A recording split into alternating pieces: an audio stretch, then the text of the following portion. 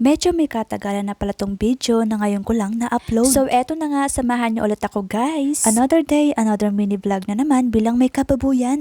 Pagdating ko dito, nagsindi na agad akong kandila para sa papa ko. Nagdala na nga akong lighter para hindi nahihiram dito o bibili pa ng kandila. At bago ako pumunta dito, bumili muna akong makakain at syempre payong dahil wala nang madadala sa bahay. Ang nabili kong pagkain, may tinapay, isang perasong ulam na fried chicken, isang order na rice, may soft drinks na royal na paborito ni papa. Habang kumakain nga ako, panay sindi sa kandila na hindi maiwasan mamatay ang apoy dahil malakas ang hangin na may konting patak pa ng ulan. Since wala akong kasama, kakain na lang ako habang may sindi ang kandila na dala ko dito. Bali 3 piraso pala ang nadala ko dito kaya medyo matagal-tagal maubos. Hindi ko na pala nakain ng tinapay dahil nabusog na ako na bago umalis kaninang tanghali sa bahay ay kumain na. Bitbit ko pa ang folding na upuan na matagal kong nagamit sa Japan at nadala ko pa dito sa Pinas na kahit mas malaki sa akin o mabigat ay kayang-kaya nito. Habang nakaupo ako at nagpapalipas oras bago umuwi ay naisipan kong i-chat ang ate ko na medyo malapit lang dito. Sabi ko nga kapag pumunta ay magdalang kandila. Ang totoo niyan, bago ako dumalaw dito sa puntod ni papa ay may pinuntahan na ako na kailangan askasuhin. Kaya parang napagod ako pero sadyang pupunta ako dito at pagkalipas ng ilang minuto dumating na ang kapatid ko. Sakto, paubos na ang kandila na dala ko na halos mag-iisang oras na ako dito mga nakaraang gabi kasi hindi ako makatulog o nahirapan sa pagtulog kaya dumalaw ako kay papa kahit hapon na. So eto nga po, inabutan pa kami dito kalahating oras na ngayon ay uuwi na pero magkaibang way kami kasi ako pupunta pa ng sentro dahil nandun ang mismong sasakyan ko. Ang kapatid ko naman pagkalabas ng sementeryo ay tatawid lang, may masasakyan na pauwi na ang plano ko pa maglakad na lang galing dito hanggang sa sentro ng Sipokot para makatipid.